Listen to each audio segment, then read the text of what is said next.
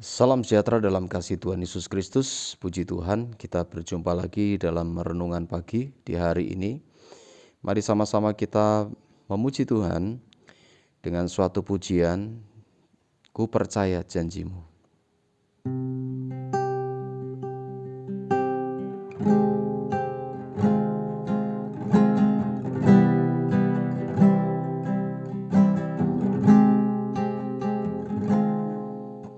Sungguh besar setiamu,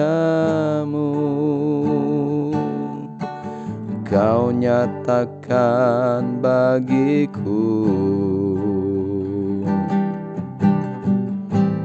Kau Bapa yang selalu mengerti isi hatiku. Kemuliaan-Mu Kau janjikan, aku tetap percaya.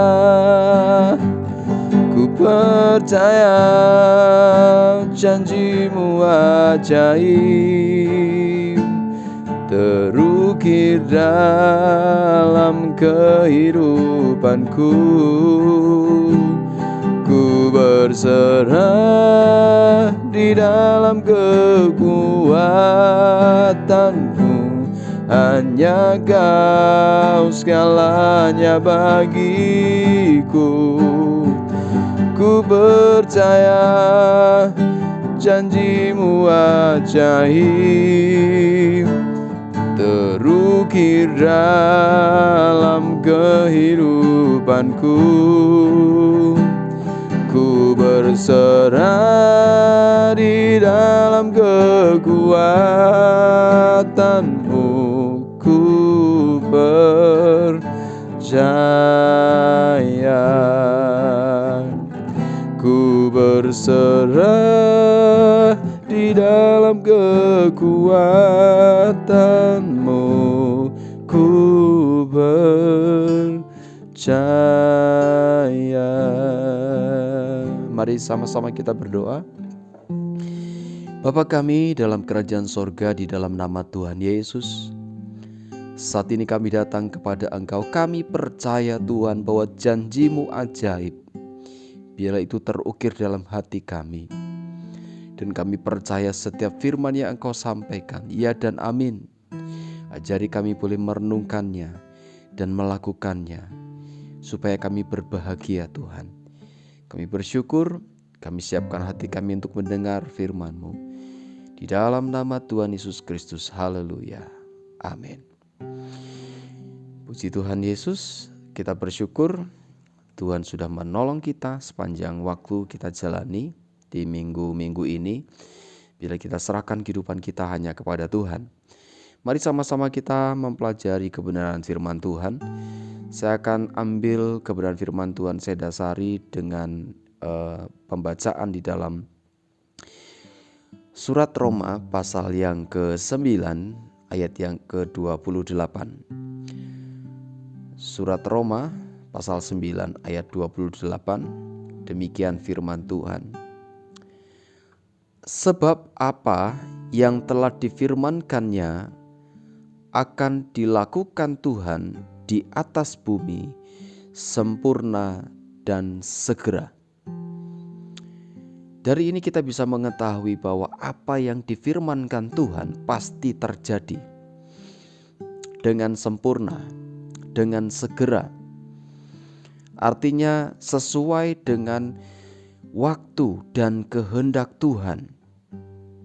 Kita tidak tahu kapan itu terjadi, tetapi kita harus tahu apa yang harus kita lakukan, apa yang harus kita persiapkan, hidup seperti apa yang harus kita kerjakan.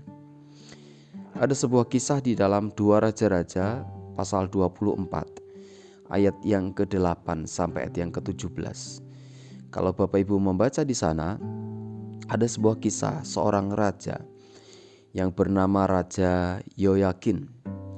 Dia menjadi raja pada usia 18 tahun. Dia hanya memerintah 3 bulan. Satu raja Yehuda yang cukup singkat dalam pemerintahannya, hanya 3 bulan. Dia melakukan yang jahat di mata Tuhan. Dan pada saat itu terjadi satu situasi yang begitu mencekam. Yehuda diserang oleh Raja Babel, yaitu Raja Nebukadnezar. Yerusalem dikepung. Dan peristiwa ini rupanya menjadi sebuah penggenapan dari firman Tuhan yang disampaikan kepada Raja Hizkia. Raja Yoyakin dalam generasi Raja Hizkia merupakan generasi yang kelima. Kalau dalam Jawa, kalau tidak salah, disebut dengan Canggah.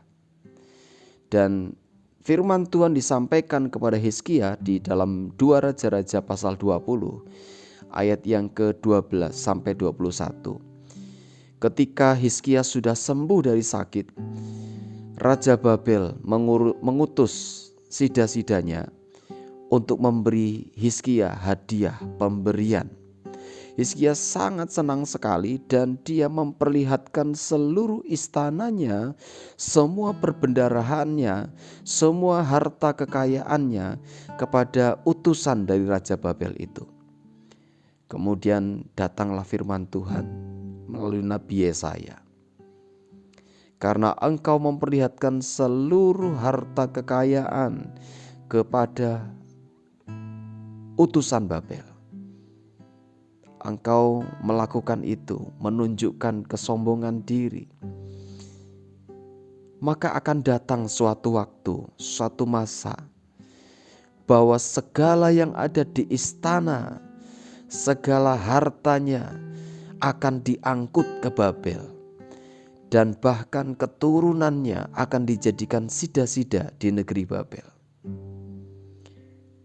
Itu tidak terjadi secara spontan, langsung terjadi, tetapi di generasi yang kelima Tuhan menggenapi firman-Nya. Setelah beberapa puluh tahun terjadilah yang difirmankan Tuhan.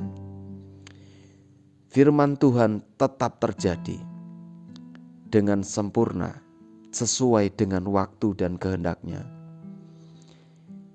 Dan di ayat yang ke-13 di 2 Raja-Raja pasal 24 mengatakan bahwa Raja Babel bersama dengan pasukannya, dia mengeluarkan semua barang-barang perbendaharaan yang ada di istana, bahkan yang ada di rumah Tuhan, bahkan sampai emas yang ada di perkakas, yang ada di bait Tuhan, dikerat, dikerok, dan dibawa ke Babel, diangkut ke Babel. Satu kondisi yang begitu mengerikan terjadi atas kehidupan bangsa Yehuda. Karena hidup mereka tidak berjalan sesuai firman Tuhan. Karena hidup mereka hidup dalam kejahatan. Hati mereka dipenuhi dengan kejahatan. Apa yang dapat kita renungkan dari perenungan ini?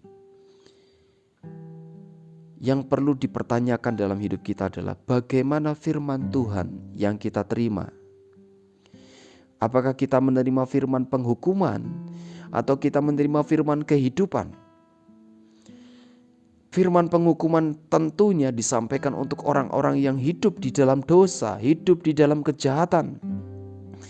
Dan firman kehidupan diberikan kepada orang-orang yang hidup di dalam kebenaran. Oleh karena itu perhatikanlah bagaimana kita hidup. Apakah kita hidup dalam kejahatan, kita hidup dalam dosa, kita hidup dalam kebencian, atau kita hidup dalam kebenaran? Mari kita datang kepada Tuhan. Kita ingat, izinkan Tuhan berkarya, izinkan Roh Kudus mengingatkan kita. Biar Tuhan yang menuntun kita dalam kebenaran. Dia akan membongkar hati kita. Segala kejahatan, segala dosa, mari kita akui di hadapan Tuhan di dalam nama Yesus. Karena Tuhan yang akan melepaskan kita, membebaskan kita. Terima kasih Tuhan Yesus. Kami datang kepada Engkau Bapa. Kami datang kepada Engkau Yesus. Kami mohon belas kasihan-Mu, mohon pengampunan-Mu. Kami akui segala kejahatan dan dosa kami di hadapan Engkau. Mungkin ada sakit hati dalam hidup kami, ada iri hati, ada hal-hal jahat dalam hidup kami. Mungkin perzinahan, pesta pora, kepentingan diri sendiri. Ampuni kami di dalam nama Yesus. Basuh kami dalam darah-Mu. Dan kami rindu Engkau hadir dalam hati kami. Roh Kudus, hadirlah dalam hidup kami, tuntunlah kami. Di dalam nama Tuhan Yesus, biarlah sepanjang hari ini kami dituntun oleh Engkau Tuhan. Terima kasih Bapa, terima kasih Tuhan. Engkau yang empunya segalanya, Engkau yang empunya hidup kami. Biarlah hidup kami tetap tinggal di dalam Engkau, tinggal dalam jalan kebenaran dan kehidupan. Terima kasih buat firman-Mu. Kami bersyukur, kami peralaskan doa kami dengan iman percaya di dalam nama Tuhan Yesus. Haleluya. Amin. Tuhan Yesus memberkati. Haleluya. Selamat melaksanakan aktivitas Bapak Ibu hari ini. Amin.